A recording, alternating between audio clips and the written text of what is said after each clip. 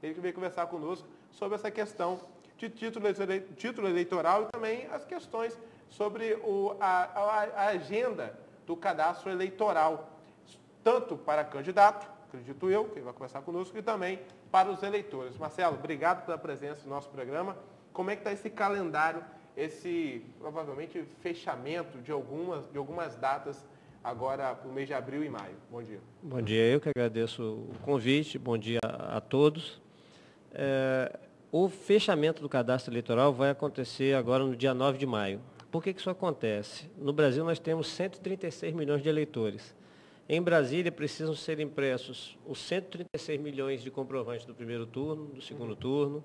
Isso demanda tempo, evidentemente. Então precisa parar com uma certa antecedência e tem que ser feita uma verificação de todos os títulos, de todos os cidadãos que estarão aptos a votar na próxima eleição. Isso demanda tempo, por lei, isso é fechado basicamente 5 meses antes da eleição. A lei usa um outro termo, mas para facilitar, 5 meses antes da eleição é fechado o cadastro eleitoral. Todo ano, sempre assim. Todo ano que eu digo, todo ano que tem eleição, lógico, toda eleição. E por que eu digo todo ano? Porque nós ficamos o ano inteiro lá esperando as pessoas, o cadastro eleitoral, a cada ciclo eleitoral são 2 anos, o cadastro eleitoral fica 1 ano e 6 meses aberto, né, e fica 5 meses fechado. Tem um mês após a eleição que ele também fica fechado, mas basicamente fica 1 ano e 6 meses aberto. E a gente fica 1 ano e 6 meses esperando as pessoas lá, as pessoas deixam para ir no último dia. Em cima, né? Aí reclamam, a fila está muito grande, aí já não é culpa nossa, né? Mas se fosse no meio do ano passado, não teria fila. Não, a partir de segunda-feira agora, já começou a aumentar o movimento. Mas é melhor a pessoa ir lá agora do que ir no último dia. Sim. Por quê? No último dia acontece o seguinte, aqui no caso de Campos, você tem a fila que dá a volta no quarteirão. Quase todas as cidades é assim. Mas nós vamos fazer o quê? As pessoas deixam para o último dia. Deixa para o último dia. Para você ter uma ideia, um cartório eleitoral, pelo menos o meu, atende em média por dia 20 e poucas pessoas. No fechamento do cadastro nós atendemos aproximadamente 300. Não tem hora para sair, né? Já aconteceu a gente sair 11 horas da noite, sair 8 horas da noite no dia do fechamento de cadastro. Agora, isso é por causa daquela famosa mania do brasileiro deixar tudo para a última hora, né? Então, o último dia é dia 9 de maio. 9 de maio. No dia 9 de abril, agora, recentemente, nós tivemos um problema que teve muita gente indo lá, desesperada. Hoje é o último dia, hoje é o último dia. Não, o último dia é daqui a um mês ainda. Pessoas foram Foram e acabaram sem querer. Tanto que ontem, dia 10, teve menos movimento do que no dia 9, anteontem. O pessoal já viu que não tem mais uns 29 dias, dá para aguentar. Dá para enrolar. Se a gente pode enrolar um pouquinho, para que a gente vai lá agora, né? Vai chegar lá, não vai ter fila, todo mundo vai estar bem disposto para atender. Vou deixar para ir no último dia, que está todo mundo cansado, todo mundo estressado, né? Agora, nessa situação do cadastro, qual é a situação que a pessoa tem que ir? Qual o motivo? Quer dizer, a pessoa ela já tem o título, não se preocupa, regularizar, qual é a situação? Tá, primeiro vamos falar de quem que não precisa ir. Quem não precisa ir lá agora é quem só quer uma segunda via. O que é segunda via? As pessoas confundem muito. A pessoa acha que, pelo fato de um dia ter tido o título e agora fazer uma transferência, mudar o nome, que isso vai ser segunda via. Não é segunda via. O que é segunda via? É a mera reimpressão. Não muda uma vírgula. Essa é a segunda via.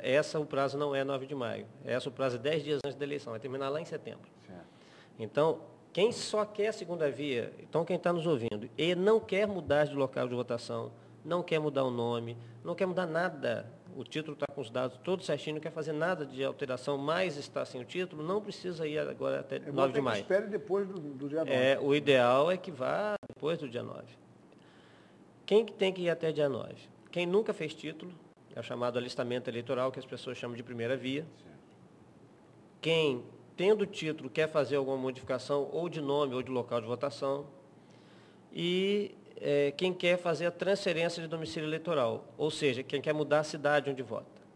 São essas pessoas que têm até dia 9 de maio para comparecer a um cartório da Justiça Eleitoral, que aqui em Campos fica na Avenida Alberto Torres, 81, esquina com Beira Valão, ao lado da Ponte do Estado. Certo. Nesses casos, leva só esse documento ou leva mais algum? Não, olha só. Se a pessoa tiver o título antigo, ela leva. Se por um acaso tiver perdido, não tem problema. Não precisa levar registro de ocorrência. As pessoas perdem o título. Vou levar registro de ocorrência. Isso para a gente é indiferente. O que a pessoa tem que levar? Comprovante de residência. E o comprovante de residência, é bom que se diga o seguinte, o comprovante de Granger tem que estar em nome de Granger ou de parente de Granger. Não pode estar em nome... isso aqui é do dono do imóvel, que lá é alugado. Sim, mas isso comprova que ele mora lá, não você. Tá bom, Então, leva um contrato de aluguel, leva uma conta de água, conta de luz, uma correspondência qualquer, conta de telefone, até mesmo nota fiscal coisas compradas no comércio. Sim. Eu me enrolei que eu ia falar o nome da empresa, que a gente sempre fala, não vou falar. O que não dá? Aquela nota fiscal que o cara faz na esquina ali para você e escreve qualquer coisa. Aí fica complicado. Mas, regra geral, cada cartório tem sua particularidade. É bom que você diga isso. Tem cartório que lida com zona rural, eles têm algumas particularidades. Mas, regra geral, o que se pode dizer é que a pessoa que tem que levar o comprovante em nome dela ou de parente dela.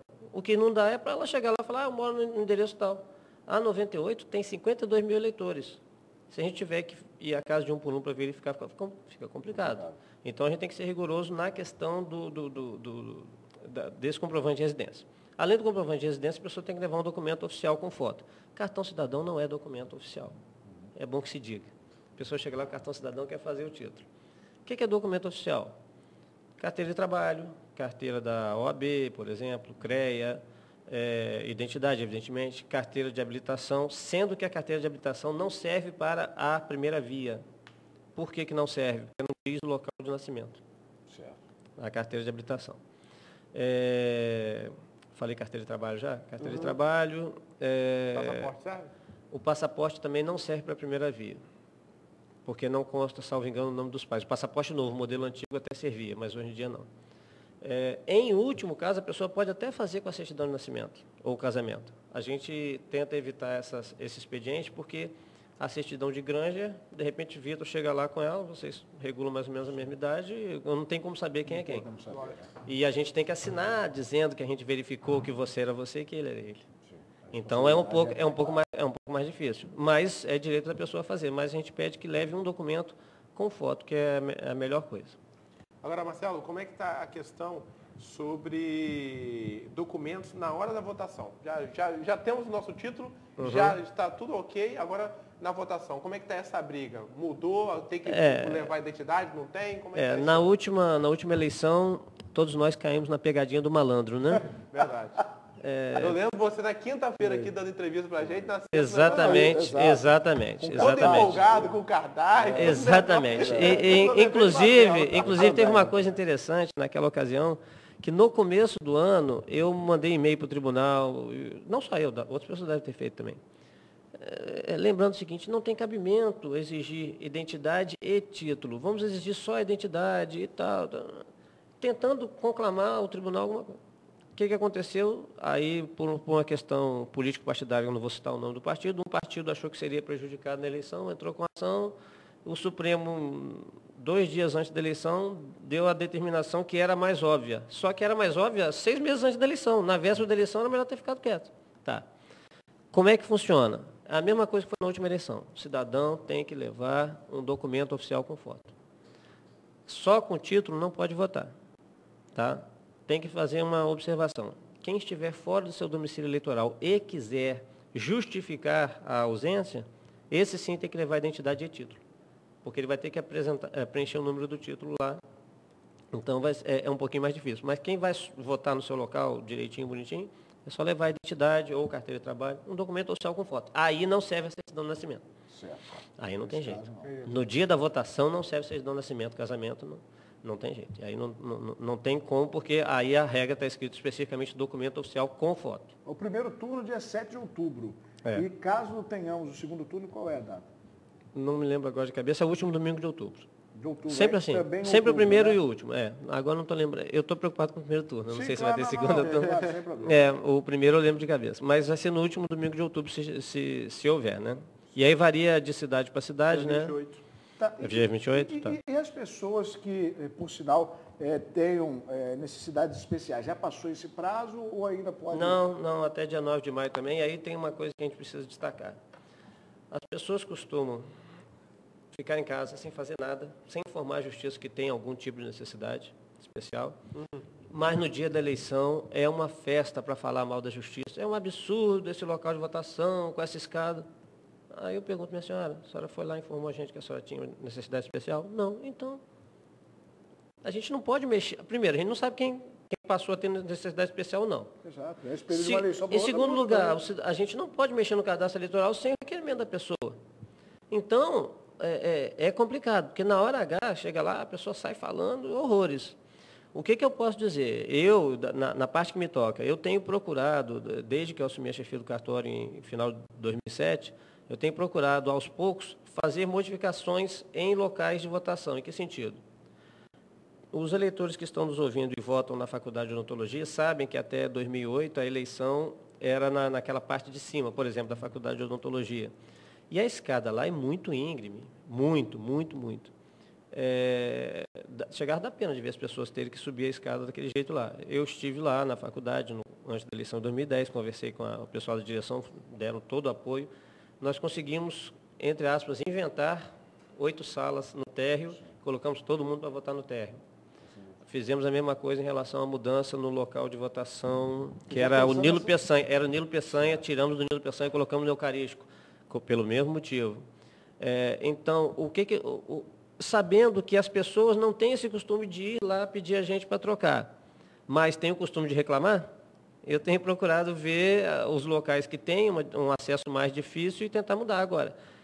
Um local como o Liceu é difícil. O Liceu, nós temos 12 sessões. Os 2 maiores locais de votação da 98, e só posso falar pela 98, são o Liceu e o Cefet, IFE, né, atualmente. Cada um com 12 sessões.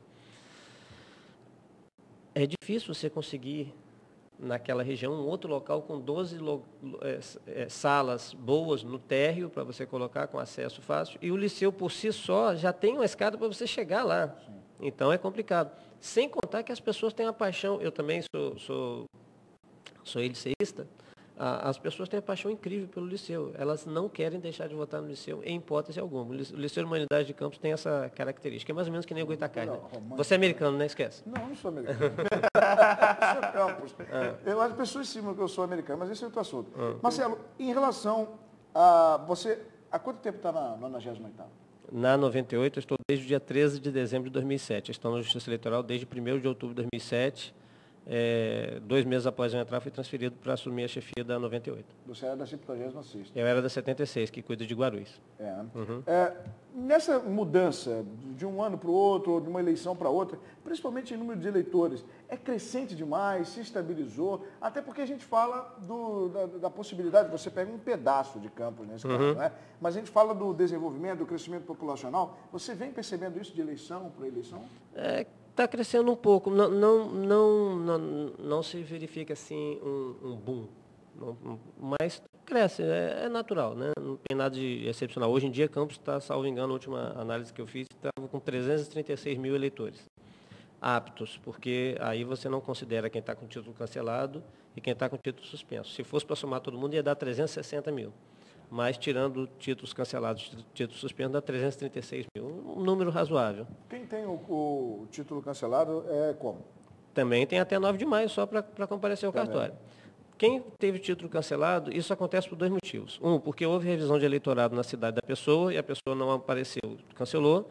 E o caso que é mais comum é a pessoa faltou 3 eleições seguidas. Aí tem que comparecer ao cartório. Primeiro tem que pegar a guia para pagar no Banco do Brasil a multa, no valor de R$ 3,51 para cada ausência, valor esse que é recolhido ao fundo partidário.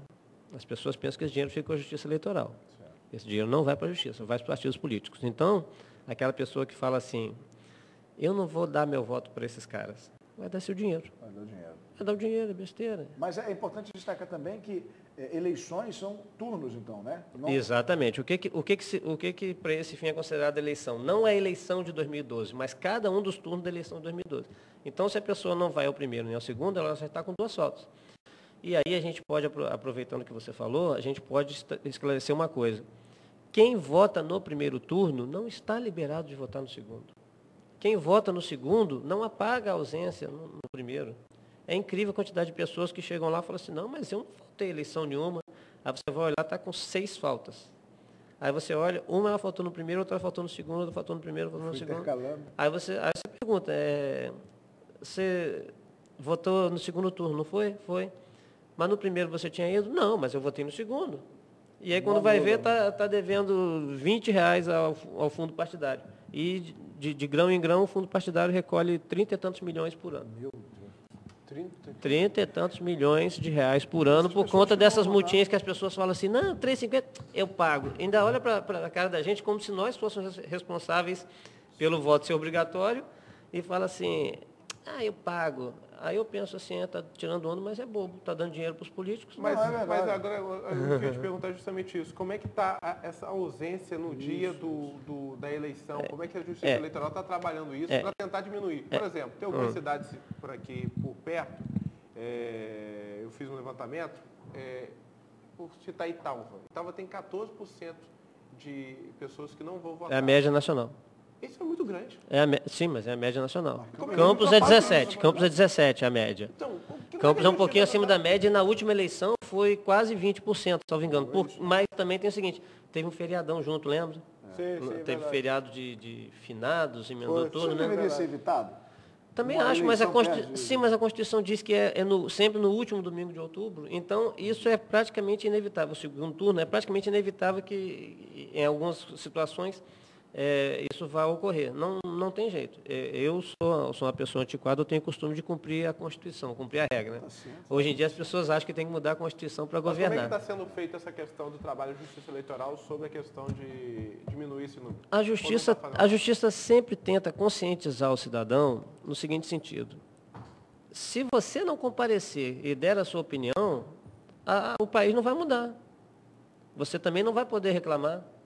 São feitas campanhas esclarecendo isso na época da eleição, mas é impressionante a quantidade de gente que acha que está fazendo algum tipo de protesto não indo votar. Que protesto bobo é esse que você vai ter que tirar o seu dinheiro para dar para o cara contra quem você queria protestar? Isso não é protesto, é que nem votar em branco e votar nulo. É direito do cidadão? É.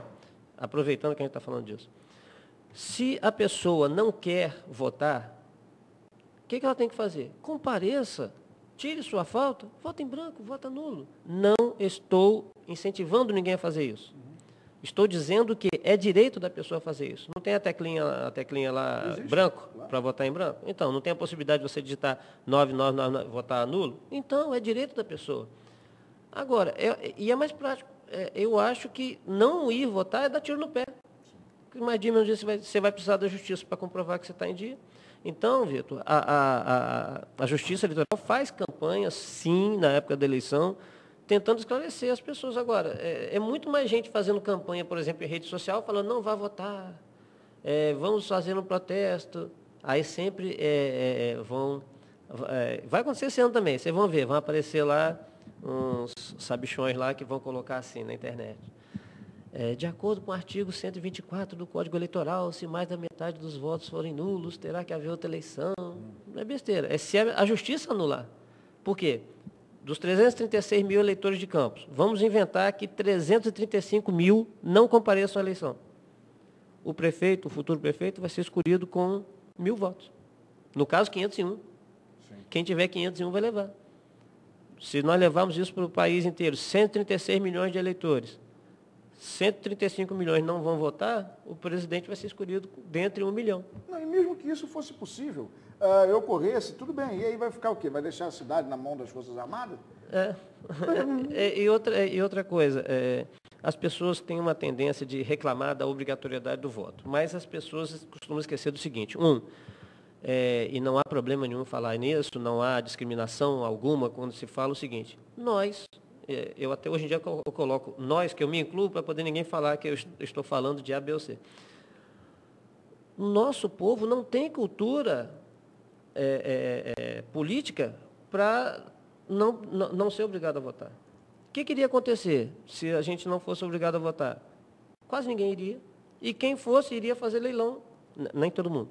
Mas muitas pessoas que se dispusessem aí, iriam fazer leilão do voto. Não só do voto, mas para ir votar. O que acontece? Se nós tivéssemos uma eleição que não fosse de comparecimento obrigatório, os governantes teriam um problema sério de legitimidade, não de legalidade. As pessoas confundem legalidade e legitimidade. Legalidade é estar de acordo com a lei. Legitimidade é ter o apoio, né, ter o respaldo da população. Por quê? Por mais que a A, B ou C goste ou não goste, por mais que não goste do prefeito, do presidente ou do governador, sabe-se que ele foi escolhido por pelo menos metade mais um das pessoas que tinham direito de votar. E isso garante a esse governante legitimidade. E isso é bom? É. Não fosse isso, a gente certamente teria um presidente escolhido com 10% dos votos, um prefeito escolhido com 10%, 15% dos votos. Talvez na eleição municipal fosse, por haver um apelo maior, tivesse um pouco mais de comparecimento. Mas a única coisa certa seria que o presidente ia ter 90%, 80% contra ele, o governador, o prefeito também. Então, o voto é obrigatório por causa disso. E a campanha agora, nesse período aí, a gente percebe, ela está voltada para o jovem, né? 16, 18 anos. Sim, tem se conclamado o jovem a comparecer aos cartórios para fazer o título, mas isso não é só para o jovem, não, para todo mundo. Aliás, quero esclarecer uma coisa, se vocês me permitirem. Muitas pessoas têm confundido o seguinte, a pessoa chega no cartório e fala assim, meu filho tem 15 anos e ele não pôde fazer o título, mas o vizinho tem 15 anos e fez o título. Por quê? Porque o vizinho tem 15 anos e faz 16 até o dia do primeiro turno. Aí ele pode fazer o título. Se a pessoa tem 15 anos, mas faz 16 depois do primeiro turno, ela não pode fazer o título, porque ela não satisfaz a condição que está prevista na Constituição. Então, eu não estou falando que todo mundo que tem 15 anos pode tirar o título agora. Sim. Quem tem 15 anos e faz 16 até o primeiro até o primeiro turno da eleição, que vai ser 7 de outubro, pode comparecer ao cartório e fazer seu título, caso queira. E outra coisa, se fizer, não é obrigado a votar. Certo. Porque ele só vai ser obrigado mesmo a partir dos 18. Okay. Marcelo, como é que está o curso sábado? Sábado vamos começar na Faculdade de Direito, o curso de Direito Eleitoral Simplificado, que é para a gente ir destrinchando esse tipo de coisa. É um curso que não é voltado para pessoas formadas em direito, não é um curso voltado para advogados. Advogados também podem comparecer, lógico, até porque eu acho que dá para perceber que eu sou uma pessoa que gosto de esmiuçar as coisas. Eu não gosto de ficar falando que é juridiquês, que ninguém entende nada. O que nós vamos fazer no curso?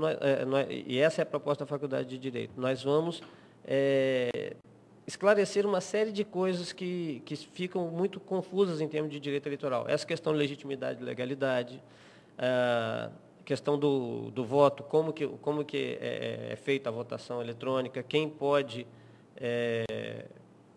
tem preferência na hora da votação, coisas básicas e de bastante utilidade, principalmente para quem é jornalista e para quem é militante da área partidária, né? Quem é militante de partido. Quem é advogado também vai ser muito bem-vindo e o curso, eu acredito que vai ajudar a desmistificar algumas coisas em relação à justiça eleitoral. Mas não é necessário ter curso superior, não é necessário ser formado em direito, não é necessário nem nenhuma escolaridade específica, é necessário a pessoa querer entender como é que funciona. A gente vai começar às 14 horas de sábado na Faculdade de Direito, serão 10 encontros, sempre aos sábados, na parte da tarde, entre 14 e 18 horas. E vai ser uma coisa muito prática, não vai ter tipo assim, uma apostila, entendeu? Porque eu não quero que o pessoal ache que vai para lá para estudar obrigatoriamente. As pessoas vão para lá para a gente bater um papo e esclarecer algumas coisas. E não é um curso preparatório para concurso, muita gente está confundindo. Vai haver esse ano concurso para o TRE, lá onde eu trabalho. As pessoas já devem começar a se preparar para o concurso, mas esse é um curso de Direito Eleitoral Simplificado. Muitas coisas que vão ser vistas no curso também vão servir para ajudar quem vai fazer concurso. Sim. Mas não é uma coisa direcionada para concurso. A gente aguarda as pessoas lá no sábado, às 14 horas, de preferência que as pessoas façam inscrição antes. Porque campista é assim. Marca o curso, vai lá na Faculdade de Direito, na secretaria, no caso no 6º andar. Campos é assim, você marca o curso, na véspera ninguém apareceu. Chega na hora do curso, aparece todo mundo. Todo mundo. É de segurar a... Fala assim, vou fazer a inscrição. Fala, mas olha, a inscrição não é comigo, meu negócio é dar aula. Né? Procura não sei quem. Né? Mas não é você que está dando aula? Sim, mas... Puxa, nota aí, tá tudo bem. Marcelo. Campos tem essas particularidades, né? Então, sábado, a partir das 14 horas. Na Faculdade de Direito Na Faculdade de Direito de Campos. Curso de Direito Eleitoral Simplificado. Esse nome eu inventei porque a doutora Beatriz Bogado falou, Marcelo, eu queria fazer uma coisa simples e tal, mas a gente tem que botar um nome que facilite as pessoas a entenderem isso. Eu fiquei quebrando a cabeça, falei, doutor, vamos botar Direito Eleitoral Simplificado, que a ideia é essa mesmo. Exatamente. Obrigado pela presença. Eu que agradeço o convite de vocês são sempre muito gentis comigo e com a Justiça Eleitoral como um todo. Sempre um prazer estar aqui. Conversamos com o Marcelo Bessa, ele que é chefe do cartório eleitoral da 90ª Zona Eleitoral, na verdade, e veio conversar conosco sobre o clima das eleições de 2012, sobre essa questão de tirar o título eleitoral. Você tem até no dia 9 de maio para tirar o seu título eleitoral e para resolver as pendências que estão com o seu título. Passou desse dia, aí faz o quê, Marcelo? Chora? Passou desse dia e só quer a segunda via, tem até setembro. Até setembro. Até setembro. Mas, repito, é preciso que as pessoas entendam o que é a segunda via. É só a reimpressão. Se você vai mudar uma linha, um A no seu título, não é mais segunda via. Só destacando que é a 98ª. 98ª, cuida da parte aqui do centro até agora... Era até pecuária, agora cresceu, tem um condomínio lá depois. Lá na minha área lá. A esplanada, aquela... Não, esplanada, não, é que cresceu ali em direção à fábrica da Coca-Cola, agora tem um condomínio ali, condomínio Gran Reserve, tem um condomínio ali, aquelas pessoas ali estão votando lá na... 56 mil eleitores, né? A 98 é 52 mil. Campos tem 336 mil. 56 mil eleitores tem a 76 de Guarulhos. E é um povo que vota, é um povo que comparece, é um povo que Vitor, briga o ano todo. Inclusive, eu passo muita vergonha quando tem reunião no tribunal, os meus colegas de outras cidades ficam sempre brincando comigo a respeito disso. E aí, tem eleição lá essa semana? Mas graças a Deus a gente agora está mais calmo. Eu espero que a gente consiga entrar num período de estabilidade, espero que a cidade consiga se encontrar com as suas escolhas, espero que as escolhas possam ser feitas sem que haja necessidade de interferência da Justiça Eleitoral. Né? Espero que o vencedor leve e acabou. Espero que o vencedor não pratique nenhum ato que dê margem à perda do mandato. E aproveitando, tem que lembrar as pessoas que nem tudo que é relativo a políticos tem a ver com a justiça eleitoral, só o que é relativo à eleição. Sim. As pessoas acham, o político tal fez isso, aquilo, outro de errado. Isso não é justiça eleitoral, não. Isso é certo. Tá bom? 8 horas e 40 minutos, chama o intervalo comercial, volto já, não sai daí.